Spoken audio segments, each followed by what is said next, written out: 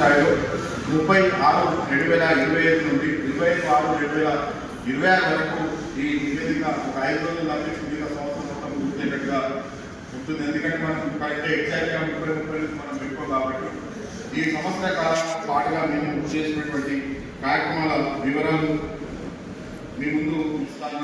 దీని తర్వాత దీనిపై ఏమైనా అభ్యంతరాలు లేకపోతే విద్యార్థులు ఉన్నప్పుడు మీరు నిర్మోహమాటంగా నిర్లక్ష్యంగా ధైర్యంగా అడగాల్సిందని కోరుకుంటూ ఈ 4 వ్యవస్థాపక సంఘాలతో అంటే టీఎన్యూ, ఎస్టీయూ, అలాగే మెడికల్ ట్రాన్స్పోర్ట్ అసోసియేషన్తో ఏర్పడినటువంటి ఈ సంఘం 27/7/2025 రోజున ఎన్నికలు నిర్వహించుకొని క్రింద జరిగిన కార్యవర్గ సమావేశాలు బుక్కులు ఇచ్చిన దయచేసి మొదటి పేజీ చూడండి. దయచేసి నేను ఈ పేరు చదువుతాను. ఒక్కసారి సర్వసభ్య సమావేశాన్ని కూడా లేచి పరిచయం కావాల్సిందిగా ఒకసారి నేను కోరుకుంటూ, అధ్యక్షులు మా సాధుల నాగకృష్ణ గారు, ఉపాధ్యక్షులు సింహసారం పూజయ్య గారు, అలాగే దొడ్డ రాజేందర్ గారు, వారు అక్కడి నుంచి ఇన్కమ్ రిజిస్ట్రేషన్లో వాళ్ళ పనిలో బిజీ ఉన్నారు. అలాగే ప్రధాన కార్యదర్శిగా నేను కూడా పరిచయం చేసుకుంటూ వారు ఒకసారి, అలాగే సహాయ కార్యదర్శులుగా మధుల రవీందర్ రెడ్డి గారు, వారు ఇంకా కొంతమంది దగ్గర ఉన్నట్టున్నారు. అలాగే పట్టు శ్రీనివాసరావు గారు, ఆర్థిక కార్యదర్శిగా మా సోదరుడు పల్లెపల్లి శ్రీనివాస్ గారు, ఆర్థిక సంఘం సభ్యులుగా లింగా శ్రీనివాసులు గారు, అలాగే మాండల రామ్మోహన్ గారు, కార్యవర్గ సభ్యులుగా కూడా మధుసూదన్ గారు, పర్మిషన్ సిబ్బంది వెళ్ళడం జరిగింది.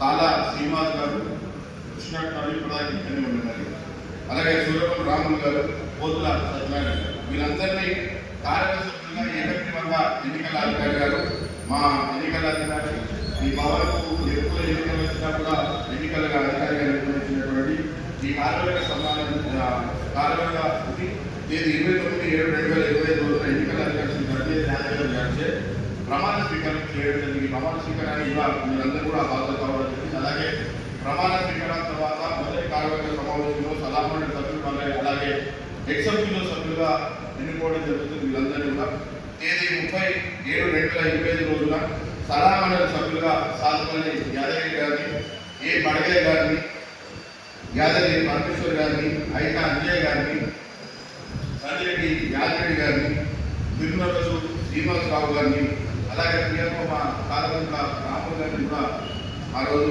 నియమించడం జరిగింది. ఎక్సెప్టివ్ సభ్యులుగా ఏపీ బాలేశ్వర్ గారు, పట్టా ఉప్పాల్ గారు, జ్ఞాన శ్రీధర్ గారు, మట్టుపల్లి రంగారావు గారు, సిద్ధేని భూపత్ రెడ్డి గారు, నిమ్మ సురేందర్ రెడ్డి గారు, అలాగే ఈ విహారాన్ని తీసుకెళ్ళినటువంటి టూర్ ఆపరేటర్ సాంబశివరావు గారు, అలాగే కోదండపల్లి గారికి ప్రత్యేక కృతజ్ఞతలు.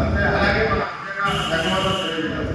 ఎందుకంటే మనకందరికీ అన్ని రకాలుగా ఒక సౌకర్యాలు ఉన్నప్పుడే దయచేసి మా పిల్లలు మా ముగ్గురిని కూడా మమ్మల్ని క్షమించాలి. ఎందుకంటే మా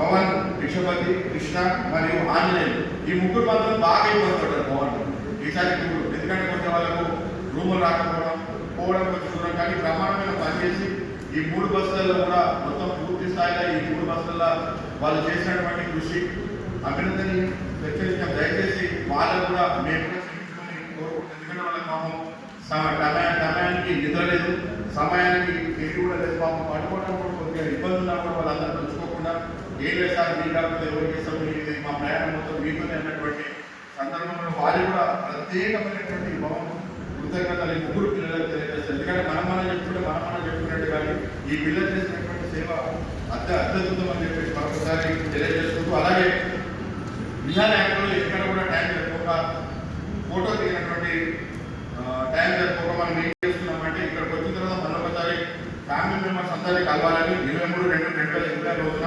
పిఎస్డబ్ల్యూ భవన్ ఆడిటోరియంలో మనం అందరం కూడా సతీమణులు, జీవిత సభ్యులు, ఆ సతీమణులతో ఫోటో కార్యక్రమం పెట్టడం జరిగింది. ఆ ఫోటో కూడా అందరం రావడం జరిగింది. ఆ ఫోటో కూడా మన భవన్లో ఎప్పుడు చిరస్థాయిగా ఉండాలని చెప్పి కూడా పెట్టడం జరిగింది. అలాగే ఈ ఫోటో వచ్చినటువంటి సభ్యులందరూ కూడా ఇవ్వడం జరిగింది. అలాగే దీనికి మనమందరం కూడా ఆ వచ్చినటువంటి యాత్రకు వచ్చినటువంటి వాళ్ళందరూ కూడా మళ్ళా ఇచ్చినటువంటి ఎక్స్పీరియన్స్ అందరినీ షేర్ చేసుకోవడం జరిగింది. దీని అందరూ కూడా మరొకసారి మీ అందరూ కూడా పేరు పేరున ధన్యవాదాలు, కృతజ్ఞతలు తెలియజేస్తూ, అలాగే ప్రపంచ మహిళా దినోత్సవాన్ని తేదీ 8/3/2025 రోజున పురస్కరించుకొని పిఎస్డబ్ల్యూ నందు అనుబంధ సంఘమైన టీఎన్జిఓస్ వారి ఆధ్వర్యంలో మహిళా విభాగం ఆధ్వర్యంలో తేదీ 6/3/2026 ప్రపంచ మహిళా దినోత్సవాన్ని జరుపుకుంది. ఈ కార్యక్రమానికి టీఎన్జిఓ జిల్లా అధ్యక్షుడు గ్యాదర్ పరమేశ్వర్ గారి ఆధ్వర్యంలో నిర్వహించడం జరిగింది. ఈ కార్యక్రమానికి మహిళలు ఉన్నటువంటి ఈ పరిస్థితుల్లో వారు ఎదుర్కొన్నటువంటి సమస్యలపై వాళ్ళు సమస్యలు వస్తే ఏ రకమైనటువంటి కేసులు పెట్టాలా, ఏ రకమైనటువంటి వాళ్ళకి న్యాయం సాధించడానికి జడ్జిమైనటువంటి శ్రీ వేముగంటి సన్నీ గారు, అలాగే వాళ్ళకు ఉన్నటువంటి వైద్యం ఆడవాళ్ళకు చాలా విపరీతమైన ఇబ్బందులు ఉంటాయి. అంటే ఆ మిల్లెట్స్ వండడం ఎలా, రుచికరంగా ఉండడం ఎలా, ఏ రకంగా ఉంటే మనం తినగలుగుతాం అనే దాని మీద తేదీ 21/4/2026 వ్యాస్ మహర్షి యోగా సొసైటీ అలాగే వాళ్ళ 16వ వార్షికోత్సవం సందర్భంగా మన భవన్ యొక్క సౌజన్యంతో మిల్లెట్స్ మీద మనం ఈ కార్యక్రమం చేస్తాం. ఈ కార్యక్రమానికి ముఖ్య అతిథిగా ఎందుకంటే వాళ్ళు ఈ మిల్లెట్స్ రాంబాబు అని అలాగే ఏసీపీ రవీంద్ర రెడ్డి గారు, ఈ బందియా చైర్మన్ అయినటువంటి మంజుల నారాయణ గారు పాల్గొని ఈ మిల్లెట్స్ యొక్క ప్రాముఖ్యతతో పాటు ఇక్కడ వచ్చినటువంటి డాక్టర్ గారు వాళ్ళ ముఖ్య అతిథిగా వచ్చినటువంటి డాక్టర్ రవీంద్ర గారు, అధ్యక్షులు నిమ్మా శ్రీనివాస్ రెడ్డి గారు, ఈ భవన అధ్యక్షులు సాంద్ర నాగకృష్ణ గారు, తోట అశోక్ గారు, రాష్ట్ర యోగాసన పరిషత్ అధ్యక్షులు తోట సతీష్ గారు, ఈ పిఎస్డబ్ల్యూ యొక్క యోగా శిక్షకులు పాల్గొని ఈ మిల్లెట్స్ ఉండడం ఎలా, ఈ మిల్లెట్స్ ను ఎలా రుచికరంగా వండుకోవాలి, మన ఆరోగ్యం ఏ రకంగా ఉండాలనే దాని మీద ఒక అవగాహన కార్యక్రమం ఏర్పాటు చేయడం. అలాగే ఈ తెలంగాణ కోసం ఈ పిఎస్డబ్ల్యూ భవన్ కూడా ఆర్గనైజర్లు పనిచేస్తూ తెలంగాణ వస్తే మా బతుకులు మారుతాయని చెప్పి ఈ భవన్ యొక్క పరిస్థితులు కూడా పుస్తకాలుగా మారి తెలంగాణ తొలి ముఖ్యమంత్రి ఎక్కడైనా అడుగు పెట్టారో లేదో కానీ ఈ భవన్లో అడుగుపెట్టి వారికి ఉన్నటువంటి ఆదాయ మార్గాల ద్వారా దాదాపు ఒక 50 లక్షలు ఇచ్చి ఈరోజు ఈ భవనాన్ని అద్భుతంగా తీర్చిదిద్దినటువంటి వారికి ఈ భవన్ తరఫున కృతజ్ఞతలు తెలియజేస్తూ తెలంగాణ ఆవిర్భావ దినోత్సవాలు కూడా విధిగా మనం ఇక్కడ జరుపుకుంటా ఉన్నాం. తేదీ 2/6/2026 తెలంగాణ ఆవిర్భావ దినోత్సవం పూర్తి స్థాయిలో ఈ భవన్ నిర్వహించుకోవడం జరిగింది. ఈ భవన్ యొక్క అధ్యక్షులు గంటా ఆర్థిక కార్యదర్శి నాతో పాటు సలహామండలి సభ్యులు, కార్యవర్గ సభ్యులు, భవన్ కమిటీ సభ్యులు పాల్గొని విజయవంతం చేయడం జరిగింది.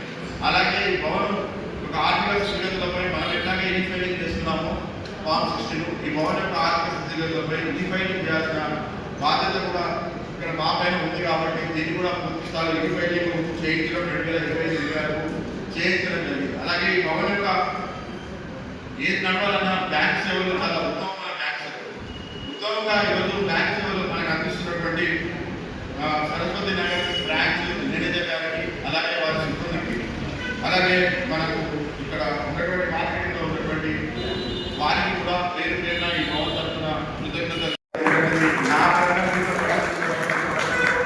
ఈ కార్యవర్గ సమావేశం పూర్తి స్థాయిలో ఒక సంవత్సరం పాటు బ్రహ్మాండంగా పనిచేసిందని తెలియజేస్తూ అలాగే ఈ సంవత్సర కాలంలో 7 కార్యవర్గ సమావేశం నిర్వహించి 12/7/2020 రోజున చివరి కార్యవర్గ సమావేశం నిర్వహించడం జరిగింది. అలాగే ఈ సంవత్సర కాలంగా చేసినటువంటి కార్యక్రమాలు మనం కూడా చెప్పుకోవాలి. మనం చెప్పిన పని చెప్పుకోకపోతే కనీసం మనకు అడ్వర్టైజ్ ఉంటుంది, ఏం చేసినది కూడా మీ అందరికీ కూడా గుర్తుంటుంది. కాబట్టి మొట్టమొదటిగా నేను చేసినటువంటి గొప్ప కార్యక్రమం ఏంటంటే ఉచిత నేత్ర వైద్య శిబిరం పెట్టాం. దయచేసి దీన్ని ఎవరు కూడా వినియోగించుకోవాలి. మనం కోరుతున్నాం, మనమేమో భవన్ సభ్యులు కావాలని భవన్ సభ్యులు ప్రాబ్లం ఉంటే ఇబ్బంది ఉంటే చెప్పాలని చెప్పి మనం కూడా అక్కడిక్కడ సమావేశాలు ఇట్లాంటి కార్యక్రమాలు పెట్టి బయట రోజులు పెట్టేది అయిపోతుంది. మన భవన్ కార్యక్రమం మన భవన్ సభ్యులేమో ఒక 50 మంది ఉంటే బయట 200 మంది. దయచేసి ఇట్లాంటి కార్యక్రమాలు ముఖ్యంగా తెలియదు కదా, మనం ఏం చేసేది లేదు, డబ్బులు కట్టేదైతే లేదు, డబ్బులు ఏదైనా కట్టేది దయచేసి మిమ్మల్ని పక్కన గురించి కట్టించుకుంటాం. కానీ మన భవన్ సభ్యులతో మాత్రం డబ్బులు పెట్టేసుకోవడం మాత్రం మేము చేయమని చెప్పేసుకుంటూ తేదీ 24/8/2027 ఆదివారం సెంటర్ ఫర్ సైట్ కృష్ణస్థాయి నేత్రాలయం మరియు బిఎస్డబ్ల్యూ వారి ఆధ్వర్యంలో ఉచిత నేత్ర శిబిరం ఏర్పాటు చేయడం జరిగింది. ఈ శిబిరానికి కృష్ణస్థాయి హాస్పిటల్ సిద్దిపేట నుండి అనుభవం కలిగిన వైద్యులు మరియు పారామెడికల్ సిబ్బంది పాల్గొని ఉదయం 10 గంటల నుంచి సాయంత్రం 3 గంటల 30 నిమిషాల దాదాపు 163 మంది, ఇది 163 మందిలో 150 మంది మొత్తం బయటలో ఉంటారు. కేవలం ఒక 40 నుంచి 43 మంది మాత్రమే మనలో ఉంటారు. అది ఆదివారం కూడా మనలో ఒక 5 నిమిషాలు వచ్చి బ్రహ్మాండంగా కూర్చొని మన నేతలు చూపెట్టుకోవడం చెప్పి మనకు అందరికీ ఖాళీ ఉంటుందని మనం పెట్టి కనీసం మనలో ఎవరు చూపెట్టుకోలేటువంటి పరిస్థితి. దయచేసి భవిష్యత్తులో ఇట్లాంటి కాకుండా మన భవన కార్యక్రమం మన భవన ఆధ్వర్యంలో పెడితే 100% ఈ భవన్ వాళ్ళకి యూజ్ కావాలని, ఈ భవనంలో వాళ్ళకి బూస్టులు కావాలని మీరు చాలా మంది చేసుకుంటే మాకే సంతోషం కాబట్టి ఇట్లాంటి కార్యక్రమం లేదు విషయం కూడా మీరందరూ చూసుకుంటారని. అలాగే ఈ భవన్ నడవాలన్నా ఈ భవన్ యొక్క ఏ రకంగా మనము బయలాసుకాలనే దాని మీద ప్రతి ఎవ్రీ సంవత్సరం కూడా మనం అన్ని కూడా మనం బయలా నిర్ణయం చేసుకుంటాం. కొత్త కార్యక్రమం వచ్చినప్పుడు ఖచ్చితంగా కూడా బయలా నిర్ణయం చేపిస్తాం కాబట్టి ఆ బయలా నవీకరణ కూడా పూర్తిగా అయిపోయింది. అలాగే ఉత్తమ విద్యార్థులకు సన్మానం మన ప్రమాణ స్వీకారం చేయడానికి దయచేసి ఎవరైనా మాట్లాడాలంటే బయట మాట్లాడండి, లేకపోతే కూర్చొని మాట్లాడండి. మీరే నీడమనుకుంటాం, మీరు ఆడమనుకుంటే అది వాళ్ళ డిస్టర్బెన్స్, నాకు డిస్టర్బెన్స్, వీళ్ళకి పక్కన డిస్టర్బెన్స్. మాట్లాడే వాళ్ళు ఎవరైనా ఉంటే అర్థం ముందు గుంపులో పోయి మాట్లాడుకోండి, లేకపోతే కూర్చోండి. అలాగే ఈ భవన్ ప్రమాణ స్వీకారం చేయగానే మొట్టమొదటి కార్యక్రమం మనకు నూతన స్వతంత్ర దినోత్సవాన్ని పురస్కరించుకొని ఈ తెలంగాణ మన ఉమ్మడి ఈ పాత తాలూకా పరిధిలో ఉన్నటువంటి 11 మండలాలలో ఉన్నటువంటి పిల్లలు, అది కూడా ప్రభుత్వ పాఠశాలలో ఉన్నటువంటి పిల్లల్ని గుర్తించి వాళ్ళకు సన్మానం చేయించడం ఇది అనాదిగా వస్తున్నటువంటి ఆనవాయితీ. ఈ ఆనవాయితీ చాలా మంచి సంస్కృతి. ఎందుకంటే ప్రభుత్వ స్కూల్ మొత్తం కంప్లీట్గా పడిపోతున్న క్రమంలో ప్రభుత్వ స్కూళ్ళలో విద్యార్థులు మొత్తం పడిపోతున్న క్షేత్రంలో పిల్లలందరినీ కూడా ఇక్కడ పిలిపించి మన మాజీ మంత్రులు స్థానిక శాసనసభ్యులు ప్రతి ఈరోజు మనం ఆ కార్యక్రమం నిర్వహించుకుంటా ఉన్నాం. అది మీకు అందరికీ కూడా తెలిసిన విషయం. దాన్ని అయితే లాస్ట్ ఇయర్ మనకి ఇబ్బంది జరిగింది ఏంటంటే వారు 15 నాడు వస్తారని చెప్పి అన్వయ కార్యక్రమాలు రాలేదు. దాన్ని ఏం చేస్తామంటే గురుకులోత్సవం సెప్టెంబర్ 5న ఉపాధ్యాయులకు మరియు అలాగే ఈ ఆగస్టు 15 2 కార్యక్రమాలు ఒకటి దగ్గర చేయడం జరిగింది.